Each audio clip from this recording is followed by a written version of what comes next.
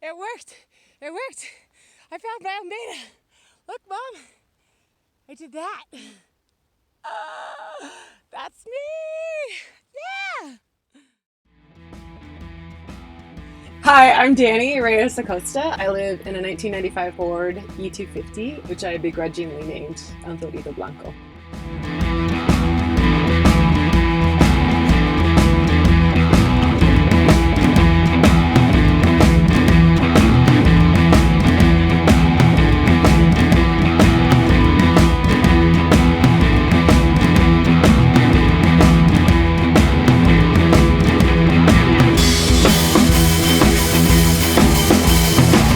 I was born in Santa Monica, California. I spent the first 14 years of my life in Playa del Rey at the beach. I'm 5'8", or almost 5'8", and so I do a lot of squats because this fan is not quite tall enough for me.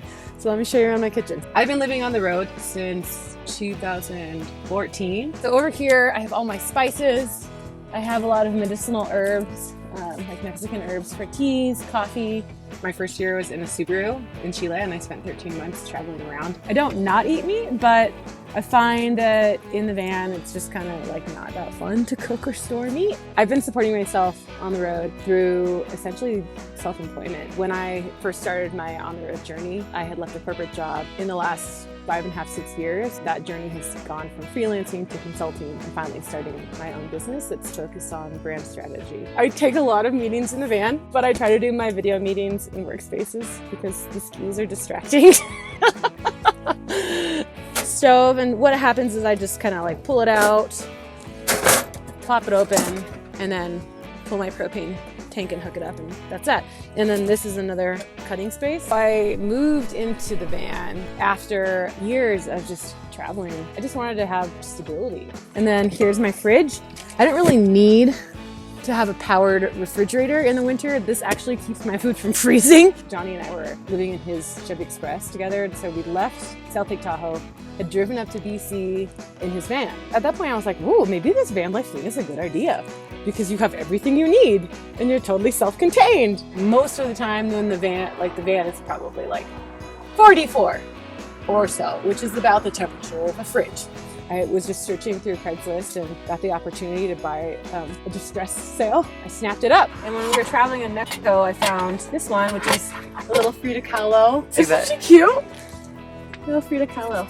I just like things that remind me of who I am and where I come from and all that jazz. I have a lot of goals around my business and my personal life. Right now, the van is a great facilitator of those goals. One of my goals is to become a competent alpinist, right? And so that means I want to be able to go ski and climb. And so it becomes really easy for me to go do these things if I remove my barriers to doing them by just parking myself at a trailhead. This propane tank supports my stove here as well as that heater back there. I don't have one of those like big heaters because it costs a lot. It's like a G. I realized just recently that moving into this, it was my solution to housing in mountain towns because I spend a lot of time in mountain towns in the winter. And in the summer, it's easy to live on public lands, but in the winter, it's not. It's super hard. Prices go really high for Airbnbs and short-term rentals are super hard to find. So it's not just personal empowerment. I mean, in a way, it's almost like there's a housing crisis. This water is just hand pump. So I just hand pump it. It's all closed up right now. The hardest thing in the winter is just keeping it from freezing. So a splitboard is a snowboard that allows you to walk uphill. When I'm in uphill mode, it's like this, and then I go up, the skin's on the bottom. It started because I just wanted to go see and explore and figure out what was over there behind that other thing. And it turns out there's always something else over there. If you take these climbing skins, which are kind of like cat tongues, right? Like one way smooth, and then the other way not so smooth. So when you're going up snow and you're trying to move up, it glides, and then when you're on a hill, it will prevent you from sliding backwards. I started skiing when I was 2. My parents would take us a couple times a year up to the mountains between the ages of like maybe 15 and like late 20s, I think. I didn't really touch the snow. I was at the beach or I was very far inland, cross-country running. Okay, and now we have a snowboard. So pretty pretty fun stuff. And also, I use skiing and splitboarding interchangeably, mostly because splitboarding is splitboarding. 3 syllables, and skiing is 2. So this bed is a little bit bigger than a double right now, but if you see these like staggered, these cushions, I basically can pull the bed out into a queen.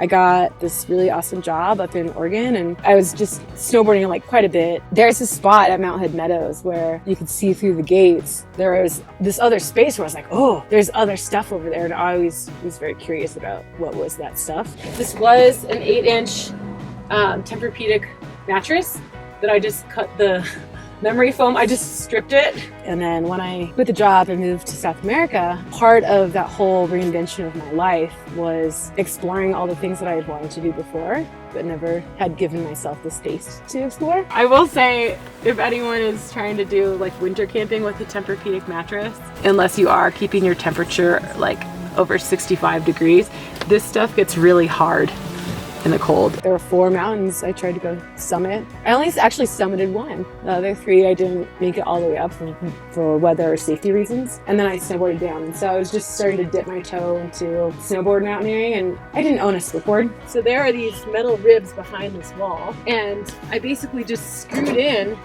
these like L brackets. This stuff here is just like from a mailer. It was from some like, who knows, Amazon something. So I just cut these to fit, spray adhesived it to get like around, and then just like duct taped the edges, and then heat sealed the duct tape. So now I have like a ski rack. A couple of months before I left South America, I actually took my avalanche certification in Chile in Spanish with this really amazing avalanche instructor named Diego.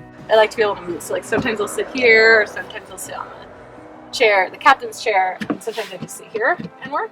And I think in a big way, it all goes back to kind of overcoming all these voices in my head that were like, you can't do this, right? Because there were plenty of people, especially on that trip, that were like, you can't do this, or like, you shouldn't be alone, or like, where's your boyfriend, or whatever. I was like, I don't need a man to walk me up a mountain. I can walk myself up a mountain. This is where I put my computer. So it's an insulated box, which closes better when I pack it right. But at night when it's like 10 degrees or whatever, because the cold will kill your batteries, so I tuck my computer away, and it goes in there, and then in the morning I don't have a drained battery. I think the best part of living in a van is that I have everything I need, and I can be at a trailhead when no one else can because the passes are closed. This is all of my gear, and so there's some rock gear in here. This is my fancy box of clothes. I think the worst part is that I'm like a victim of my own tendencies to like constantly organize. And then my just like everyday whatever leggings and athletic stuff is in the box next to it. Right after Trump was elected, I had come into town to have meetings. This was like the morning after the election, and maybe I'm hypersensitive to feeling utterly rejected because all of this vitriol around immigration and Mexican people. And here I am, me and my brown bad self walking through Moab. These cowboys like looked me up and down, and I just remember feeling visually accosted in a way that was just so violating. This was like the first time in my travels where I was like, wow, I am just so far out of my element. And I went out to the creek, and a bunch of white dudes. And I really remember wishing that someone had like asked like, hey, are you okay? Because I wasn't. It sucked. One of the things I think that has been helpful for me is in some ways to know when to ask for empathy and know when to use a little bit of swagger, especially in male-dominated environments. If I'm asking for permission all the time, I'm not ever gonna get anything done. So sometimes a lady wants to dress up, so I have heels and boots and obviously like summer stuff. And then a lot of other sneakers. So a lot of people know what empathy is because they've been through an experience that requires them to develop that. But a lot of people don't have to develop emotional intelligence if they've never been pushed to that space. So I have 2 batteries here. This is my inverter. And then it's connected to a Goal Zero, like I think it's a Yeti 150. So that's what I used as my main power distribution source. There is a core belief that of mine, and it's my lived experience, right? That in connecting to self and in connecting to nature, we can become our best selves. You can find me online as Nomad Creativa, as well as Not Lost, Just Discovering. Sometimes I write bilingual poetry. I write a lot about adventure and self-actualization. That tippy top part of Maslow's hierarchy of needs, becoming our best selves.